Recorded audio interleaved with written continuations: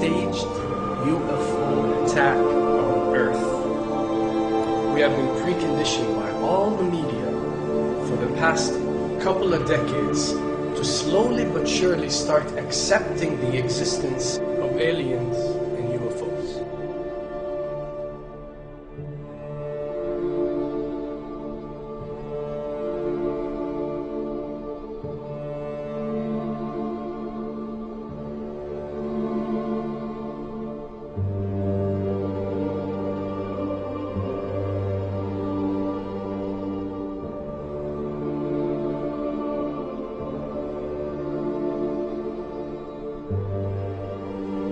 I can tell you right now that 99% of every UFO sighting that has ever taken place has actually not been an unidentified flying object, because this has always been military technologies.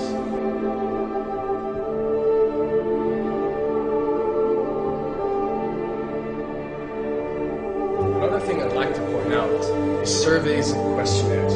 You know, we get surveys and questionnaires all the time, sent out by the state or by the government or by our rulers and our officials and so on and so forth.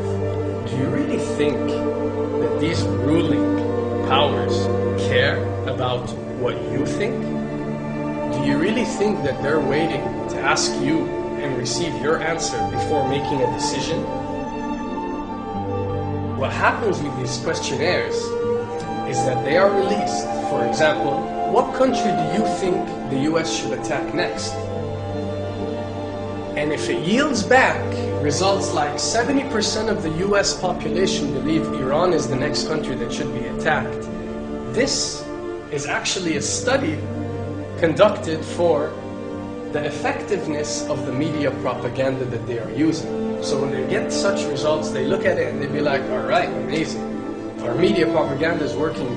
We are purposely trying to manipulate people to think that Iran should be the next one, and check out the survey results. We're doing a great job in propaganda. That's what it's all about. And if the results come back and they aren't up to par, so let's say 20% want war with Iran and 80% want actual peace, they say, okay, so now we have to go and rework our media propaganda and make it more effective so these percentages change. Why am I saying this? Because of the UFO phenomenon. Since the 60s, the amount of people who believe in extraterrestrials have skyrocketed, and they're only increasing day by day in our modern world. This only confirms the success and the plans that are taking place to first manipulate you to believe in UFOs, and second, to conduct a UFO attack that is going to force the whole world to unite to fight off this enemy and accept the New World Order.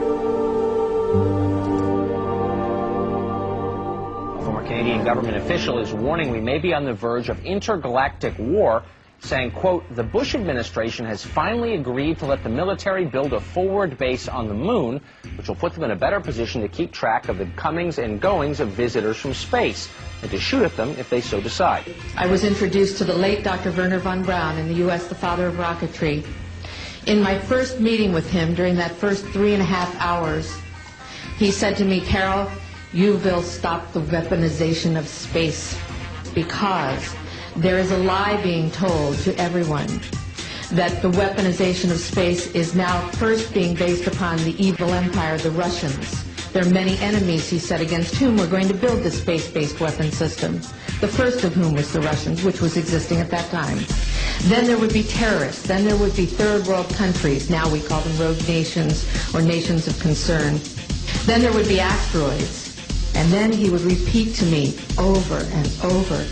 And the last card, the last card, the last card would be the extraterrestrial threat. As a military strategist, as a person who worked on the MX missile, which I did later, he said, you will find that there is going to be a spin to find some enemy against whom we have to build space-based weapons, and now we should expect the spin. And that's the formula, except that it's all based on a lie. A supersonic saucer. Called the Silverbug, it was truly revolutionary. The plans show in detail a multi-jet engine craft that boasted amazing maneuverability and speed. It's an intriguing thought that this concept may tie in with the work of the German scientists who brought saucer technology to the US at the close of the Second World War. What was needed were certain cover stories. What do you do when people are spotting aircraft and then telling reporters that they've seen something very unusual flying out of an airbase in Nevada? And frankly, this was the origin of a lot of the sightings that took place in the mid-50s, 1954, 55, 56, of unidentified flying objects, the UFOs.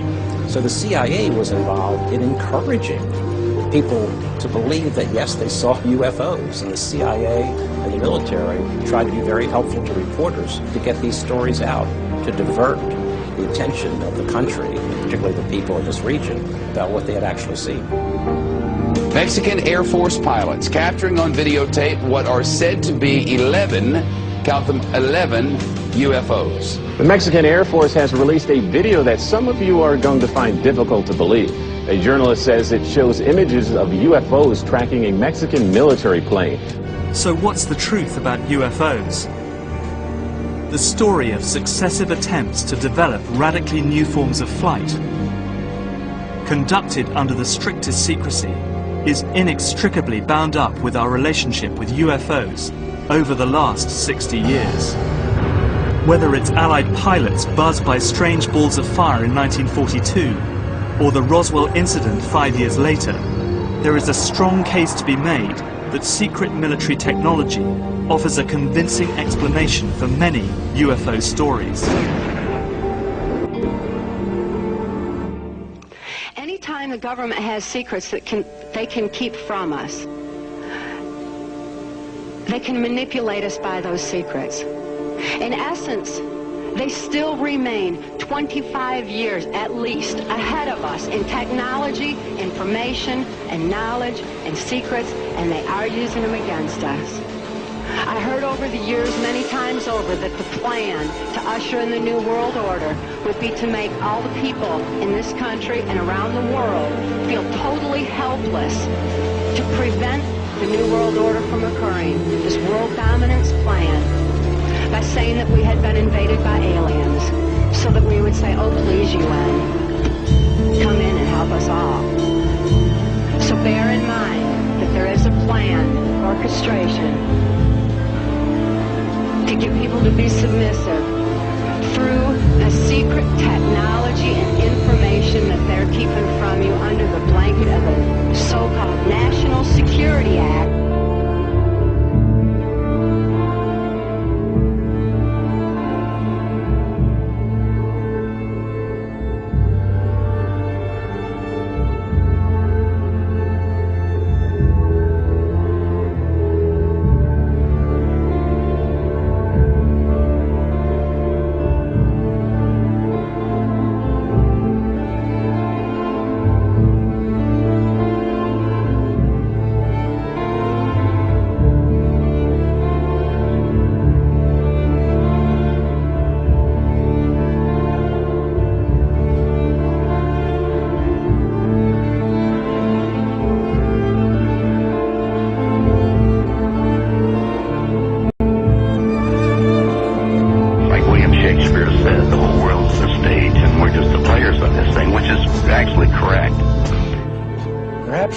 Some outside universal threat to make us recognize this common bound. I occasionally think how quickly our differences worldwide would vanish if we were facing an alien threat from outside this world.